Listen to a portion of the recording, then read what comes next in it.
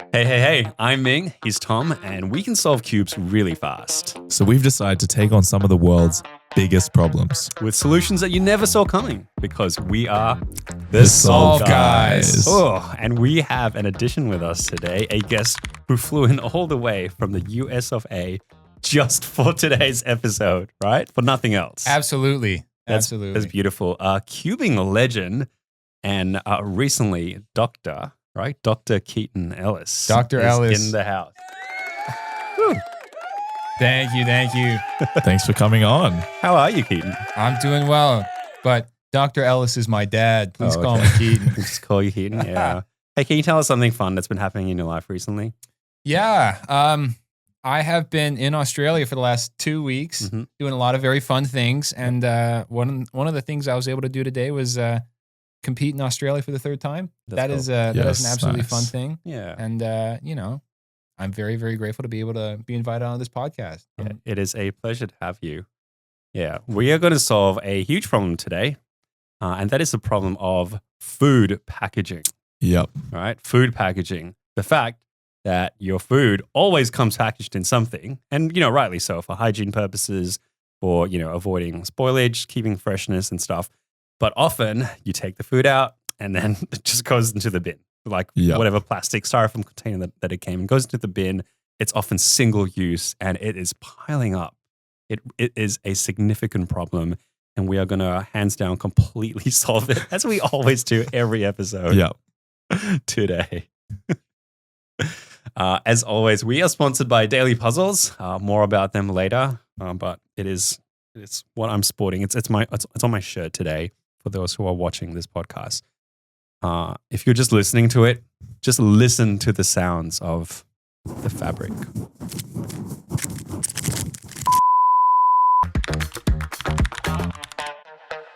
You summed it up really nicely. The problem with food packaging is that you have an enormous amount of waste going into single-use items. Mm-hmm. I mean, that's it. You have an enormous amount of energy being put into things that people will only use exactly one time, and then it is not reusable more or less in any given way. Yep. But imagine not having it. I don't exactly want my food, poured straight into my hands. Yeah. From the server's hands. Yeah, I mean, but even, even if you think about hygiene purposes, like you need to transport your food from point A to point B, and you want it to be safe. Mm-hmm. You want it to be, still fresh when you get there, and you need some sort of material in order to make sure that actually is accomplished. You want something that's non-permeable. You want something that retains freshness, doesn't let oxygen come in, doesn't let bacteria come in. Yeah. Doesn't let stuff get out as well. Yeah, absolutely. So here's a bit of a history lesson for our listeners who love history. In the past, obviously, humans, we consume food. We're just where we find it. Right? Yep. And then agriculture and food supply improves, and then food starts to get moved around. Ingredients start to get moved around, shipped about, and packaging turns out to be the only way to extend shelf life.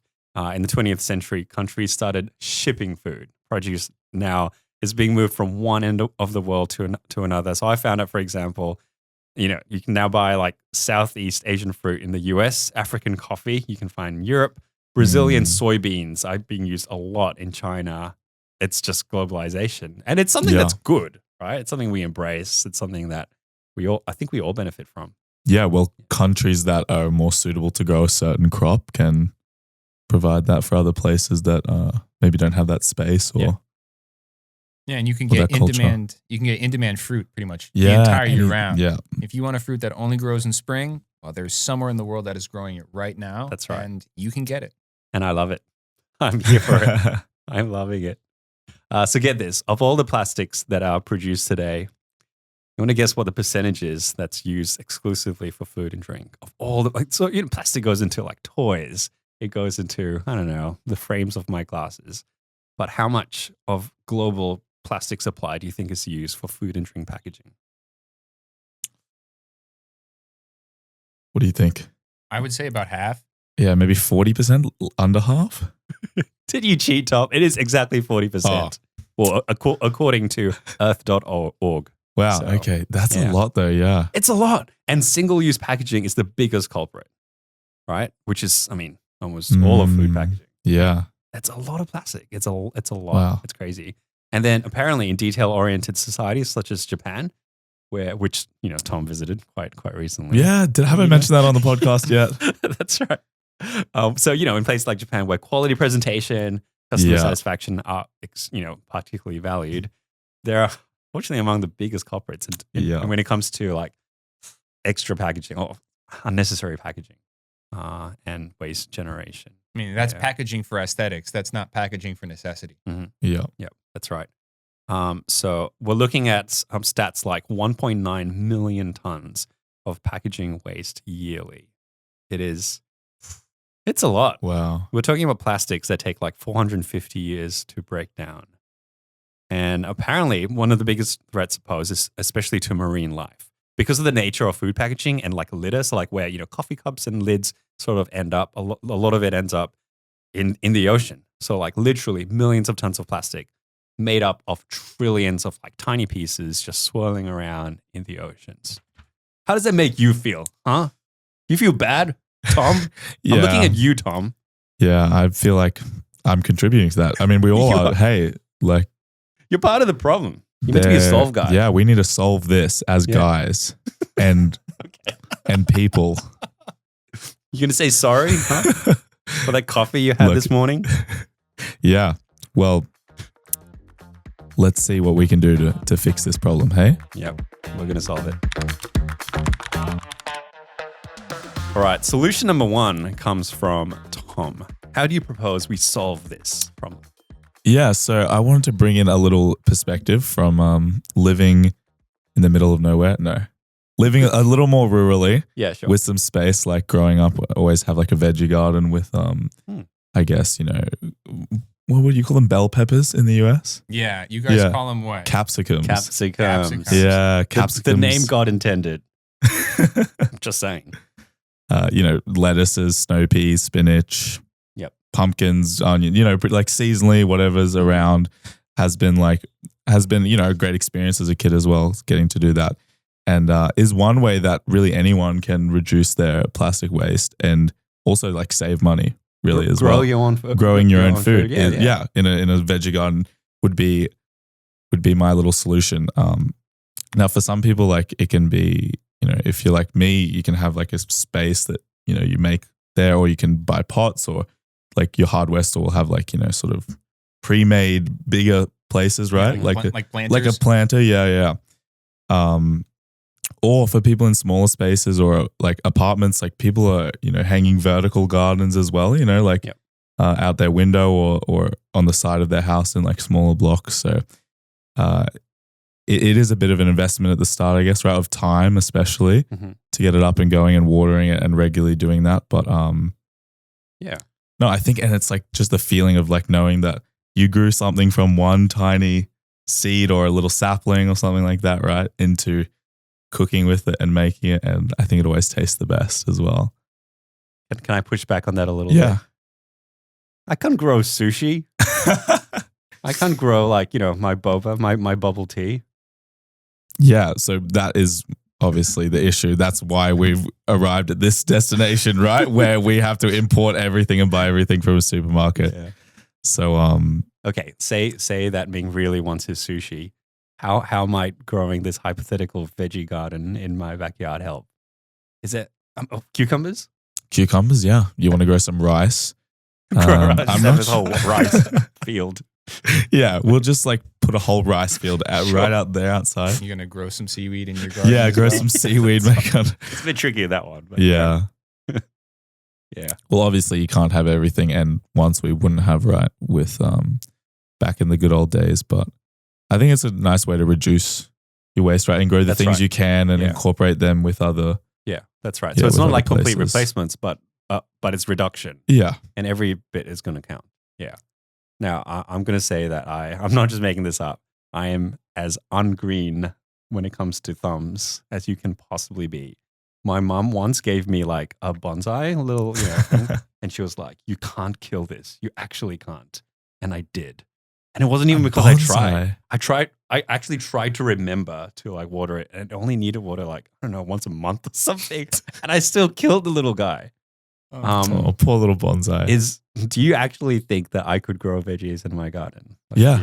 Really? Yeah, you could, man. Okay.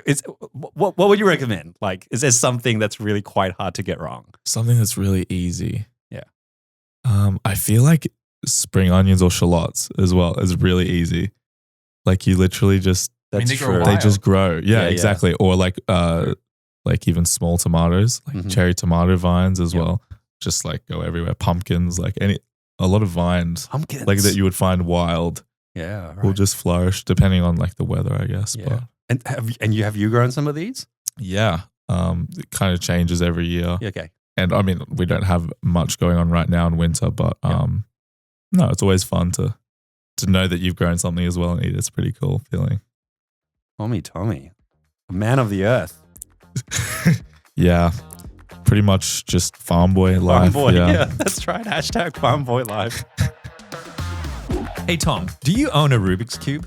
Yeah, a few of them actually. You sure do. But what would you do if you didn't? I would probably get on my computer right now, Google search engine, whatever search engine, search up dailypuzzles.com.au, who are actually the sponsor of today's episode. They sure are. Daily Puzzles has hundreds of cubes, from 3x3s to Mega Minxes to whatever size this. This is a 7x7. Exactly. Unique, mind-bending puzzles like mirror blocks, cylinder cube. The Yeet Ball. They actually have a puzzle called the Yeet Ball. The names are crazy. They've got cubing accessories, like timers, mats, much more. It's so good. Daily Puzzles offers fast international shipping, so wherever you are, worldwide. And in fact, if you live in the US, shipping starts at like $5.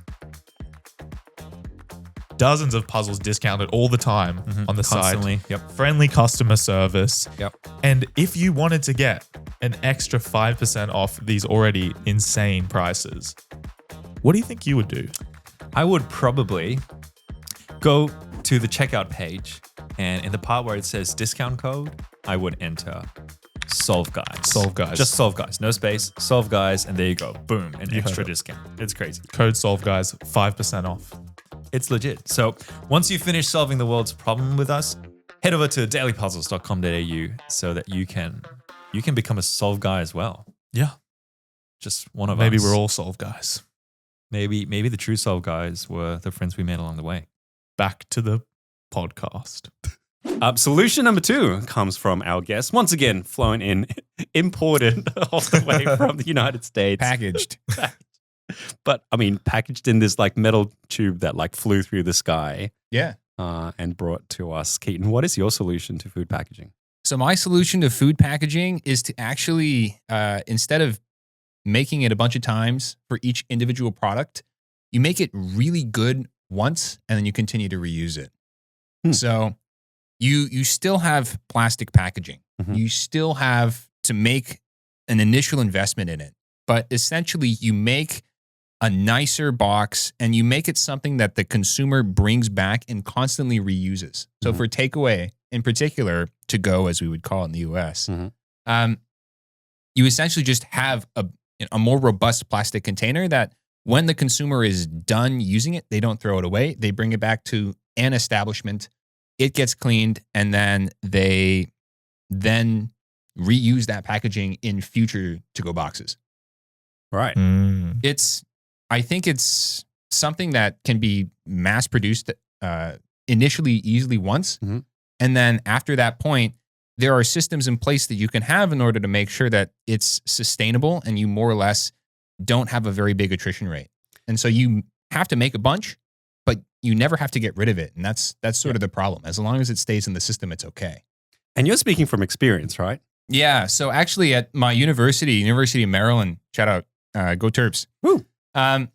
We had a system when I was an undergraduate where essentially what you would do is all of our to-go containers were this sort of reusable plastic container. And what you would do is at the start of the semester, you would essentially just pay a fee into this machine. It would spit out a box for you.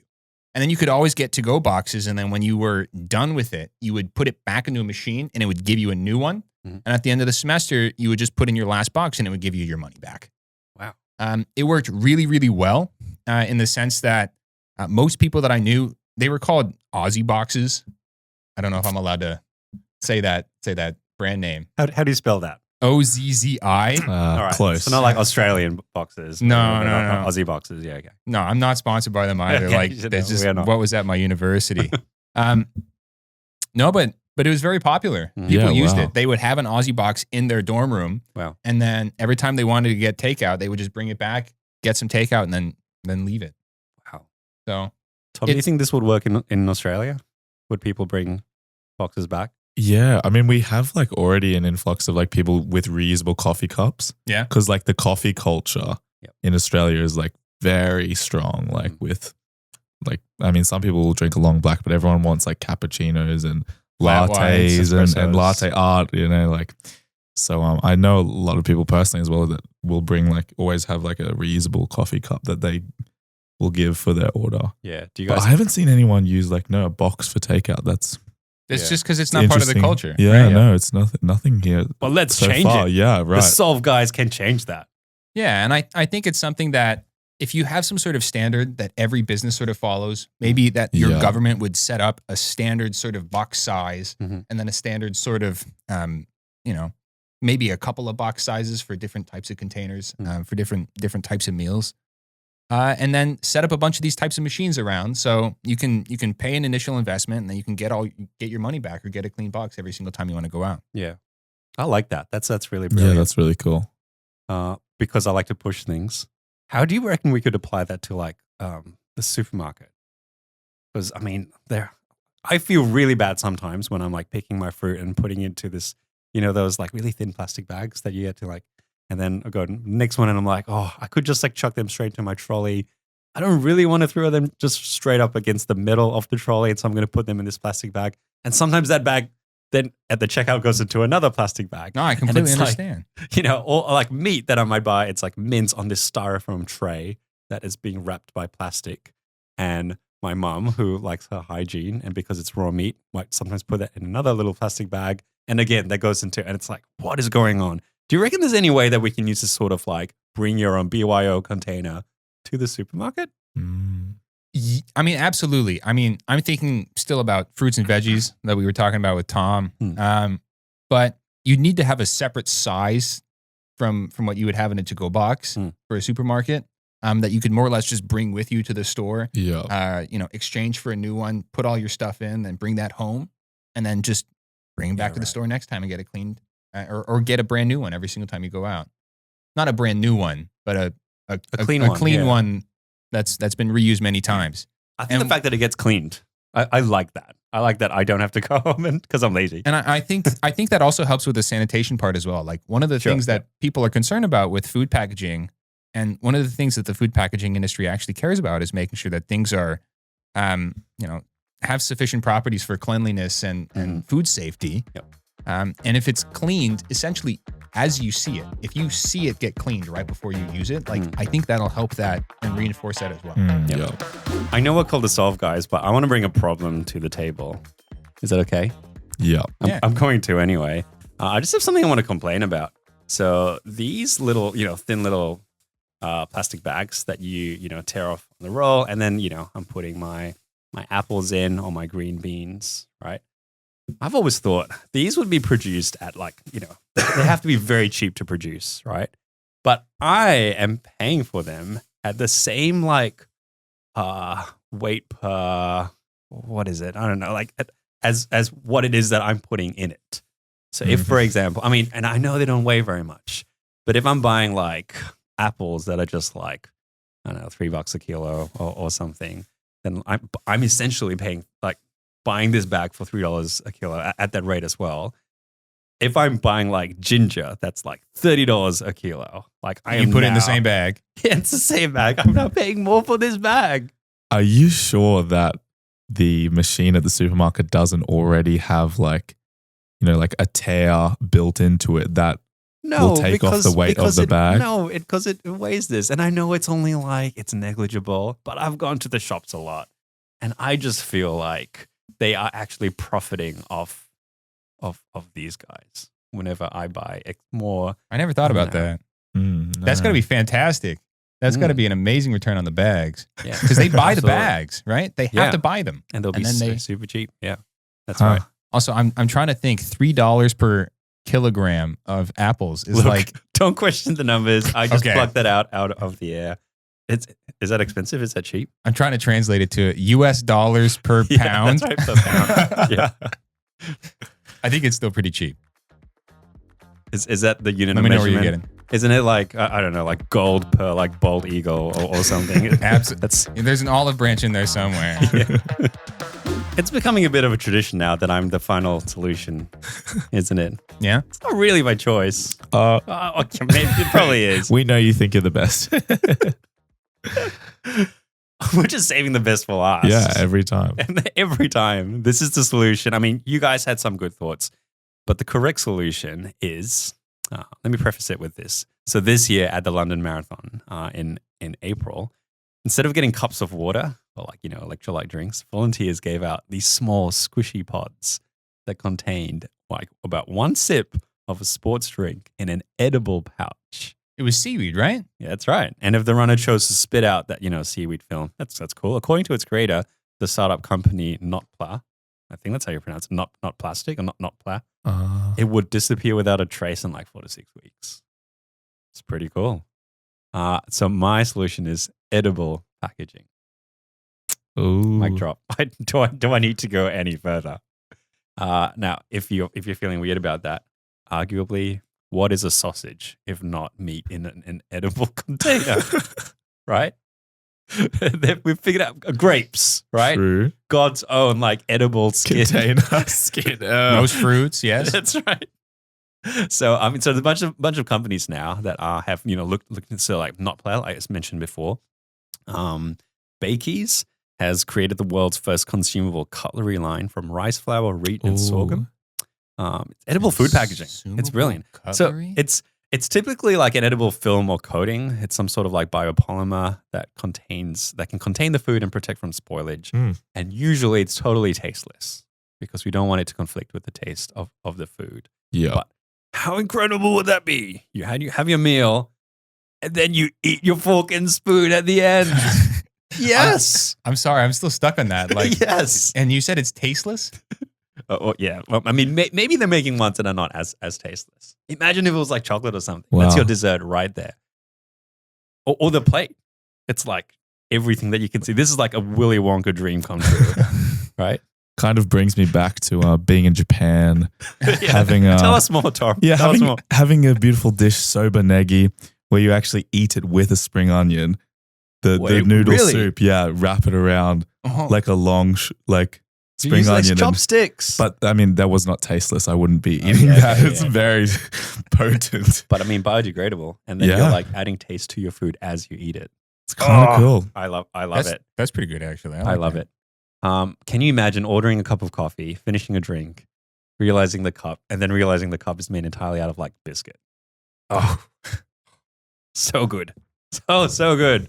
And because I like, my object lessons, I have ordered some edible film food packaging for us to try live on the podcast. If you choose not to eat it, you are insulting me. You hate the environment. You clearly hate the environment. No, you don't have to. So I have a mandarin, and I'm going to wrap this up in an edible. This is edible. Kidding. That's edible This right is there. completely Is it actually? edible. Yeah, it is. Oh, shoot. It's apparently that it's the film that you can like print stuff on and like put on cupcakes and cakes. Or like, Okay. that sort of cupcake topper thing. So I'm wrapping up a mandarin in what looks like an A4 sheet of paper, It does. but the paper is completely Smells like paper as completely well. edible. Yeah, that's right. I don't know whether it's going to taste any good, but shall we? Yeah. Together. Cheers. Cheers. Okay, here we go. You ready? 3, 2, 1. I mean, that disappeared quicker than I thought it would. Mine has stuck to the top of my mouth.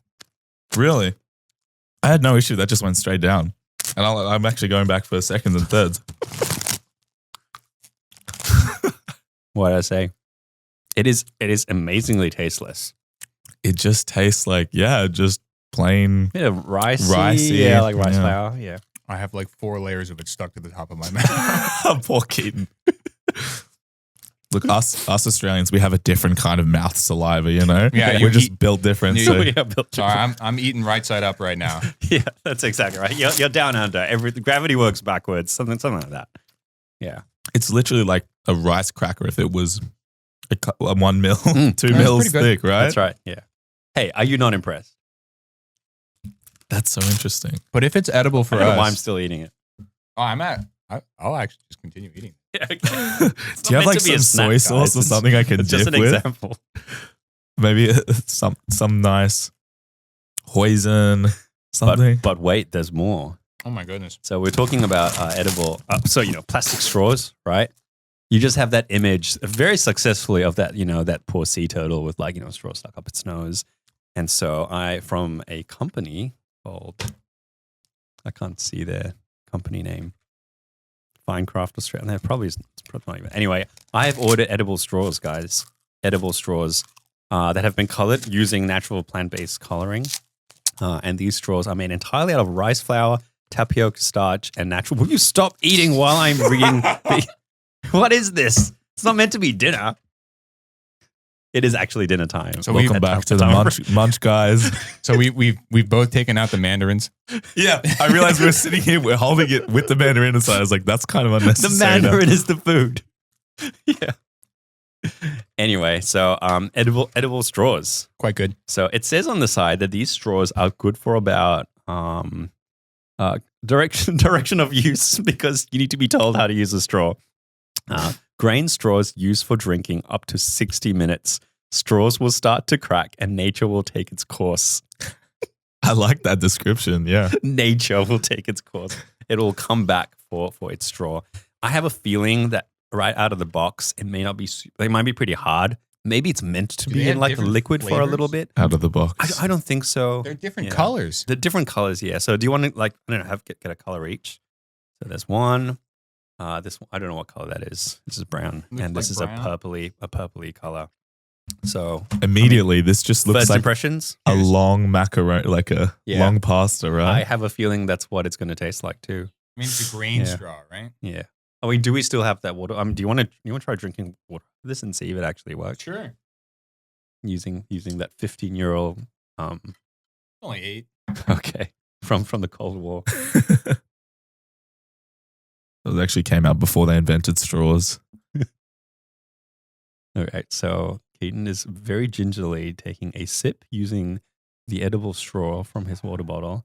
Works great. Could you even tell? There's no extra taste. It just. Oh, and he's now munching on it. Oops. And cheers. Cheers. All right. There you go. Here we go. Oh, this is a mukbang ASMR session if I've ever heard one. Yeah. Sorry, just feel free to mute the podcast. Sorry about that. If you're not into crunches and munches. Your headphones are still working. Your phone speakers haven't broken or anything. We're just eating straws right now. Do you think you could just why did I bite again? Like pasta? Yeah, it does taste like uncooked pasta. I don't know. I think the takeaway though is that we can use these. We don't have to eat them. No, you don't have to eat them because the fact that they're edible means they're like biodegradable as well, right? So means they're organic in some way. But yeah, you don't need it to be edible to be biodegradable, though, right? Like the paper straws that you get, exactly. At some places, they satisfy the same thing, right?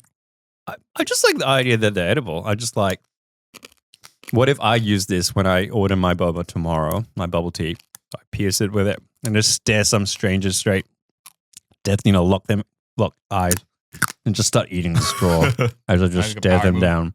Yeah, just to exert my dominance. Also, with a drink like some of the paper straws are like painfully thin, and will start to shrivel in like 5 minutes, 10 minutes, right? 60 minutes is pretty good for this. Keaton, where's the rest of your straw? No, he's loving there's this. There's no way you've eaten the whole straw. I've done like maybe 10% of it, and that's all I'm doing. It's really tasty. It's not. It tastes like nothing. Wow. Hey, do you want to bring one of these back to the States? Because they're not getting used in this. You're telling me you don't want 3 boxes of eco-friendly grain straws? 150. It was the smallest amount I could order. Really? 150 straws. And the other thing is like, if this has been sitting in your sweet milk tea for like a good 20 minutes, surely it'll taste like it's softened like it's softened like 30%. And it's got to be good. And it's got to taste sweet. Like, right? We got to try that. Oh man, I need a toothbrush. Now here's one question I have about this solution. What did the packaging come in? Well, I mean, the edible straws came in a box. That's just cardboard. But the that A4 sort of paper-like food wrapping came in like a plastic Ziploc bag. It just came in more plastic. And that's the thing. So that's one of the criticisms about it, which is that, so this is the company, for example, from Indonesia that have made what's their name? They've made like edible burger wrappers, which I love. Yeah, it's like, here it is, and then except like a lot of people have said like, you don't really want the person serving you to be holding that in their hands if that's what you're going to eat. Like you'd want that wrapped in something else, or in like, I don't know, at least some sort of napkin or something. And it's like, what are you doing? Like you're giving it an edible like outer covering or shell, and then you're wrapping that in plastic. So you're just adding to the layers. So there has to be something that's between the consumer and the server, or between the consumer and the process that gets it to them. Yep. So maybe not edible, but at least some sort of food safe, biodegradable kind of option. That's the generalization of what you just mentioned. That gets to more or less the same point. Like plastic. So let's just go back to plastic. It's basically honestly, it's kind of easier. Maybe we just forget this whole thing. EvoWare, that's the name of that Indonesian company. Shout out to them. Awesome. Yeah. Hey, does anyone want more straw? With your straw? I seriously want to put that in a sweet drink and give it some time to simmer. You're listening to the Munch Guys. I feel like a goat. I feel like I'm just eating anything in front of me. Yeah. It's like good. Chewing away on some grass. Keaton's finished with the edible wrapping. He's just eating the show notes now. This is the course, nature taking its course on Keaton. It is. Honestly, that is good though. Hey, it's not. Where's yours? I finished it. No way. way. It was good. Yeah. Like that, I love the feeling. It was like kind of satisfying, like a nice ricey feeling. Dip that in a bit of soy sauce, and I'll love that. Before we tell you who the winner is, the solution of the week, I would like to challenge you to a duel. Thomas. Okay, Mingus, let's do this. It is very much tradition now, but I gave the audience a promise, and I want to keep it. That's what I want to say. So on episode 1, I challenged Tom just to see who was the fastest 3x3 solver. Spoiler alert, it is him. It's pretty much always him. 4 times, 5 times now in a row, baby. I just think when the stars align, I might be able to beat him. And I promised our listeners that it would happen one day. And I just want to say today might be that day. Are you ready, Tom? Have you got your scrambled cube? Keep dreaming and keep dreaming, all of you. Okay. Rude. All right, are you ready? Yep. I don't even care if you're not. Here we go. 3, 2, 1, go. Yes. This is good. This is very, very good. Oh no. Come on. Yeah. Oh. Corner twist. No. Oh. It's a little too close. I somehow corner twisted this mini again, but. So you added an extra step to the end of the solve. Yeah. I was just trying to give you a little chance to beat me there, but. That is actually just being mean now. Of the 3 solutions presented today, who do we think brought the most reasonable, creative, the best solution to food packaging?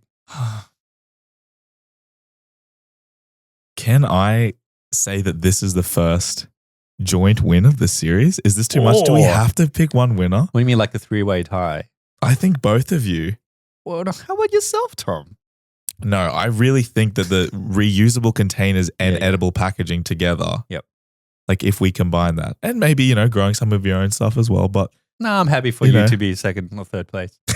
I would love a second place. Yeah, sure. So joint to do first. that, you guys have to be joint first. So you're second and we're joint first. Yeah. Yeah. Keaton, Ellis, it's a privilege to share the podium with you. Absolutely. Well done. I think all of them are useful. Yeah, you need all of absolutely. them. You need all of them. Of course, there's, unlike Ming's thinking, there's not always just one solution, but We're all in this together. It's the solve guys, not the solves guys. there can only be one solve guy. This week's listener question comes from Jeff Eggins, and he says, "Hi, solve guys. There is a problem I have I will like help with. Whenever I go to Macca's, aka McDonald's, Mickey D's, did I get that right? Is that how you say it? No, sorry. We mostly say McDonald's. Oh, fine. McDonald's. And get nuggets. They give me a disproportionate amount of sauce to nuggets. Now I have a buildup of sweet and sour sauce, and I don't know what to do with it. And my problem is getting worse. I'm finding unopened sweet and sour sauces in random car compartments all the time. Can you please solve this problem? Solutions that I will find unacceptable. Oh, he's already rebutting This is like a us. 3,000-word email. Solutions that I will find unacceptable are ceasing ordering nuggets. It's just not possible. Asking for no sauce, because in my experience, they ignore this request and the app forces you to select sauce when you order anyway. Thanks, Jeff, brackets, and Charlie Eggins. Cheggins. Charlie Eggins, yeah. What do we think? Look, Jeff, you've got a whiz kid in Charlie Eggins who, everyone loves. He was at the competition this weekend signing stuff. Mm-hmm. Why don't you get him to put a signature on the sweet and sour sauce packets and start selling these things, flipping them? Let's monetize this problem. This is free money. Like McDonald's is just printing money for you, essentially. You just invest in one Sharpie pen until that runs out, right? That's right. Put them on eBay. It's not a problem to be solved. This is something to profit off. To exploit. Yeah, to exploit. What do you guys think? That was better than my solution, which is just to buy frozen nuggies. Frozen nuggies. And then just- Oh. No? No, it's I'm fine. going to say I'm not really a fan of any nuggies personally. What? Yeah, I just can't really. It's just like a little squishy thing. This might be it. This might be our final episode. Next one, I'm leaving the podcast. Clickbait. I'm so sorry that you guys had to hear this. I'm so sad that my friends don't like nuggets as much as I do. Some of us grew out of our 8-year-old food loves thing. Thanks for listening to the Soul guys. We'll see you next week. Stay safe out there. Thanks, Keaton.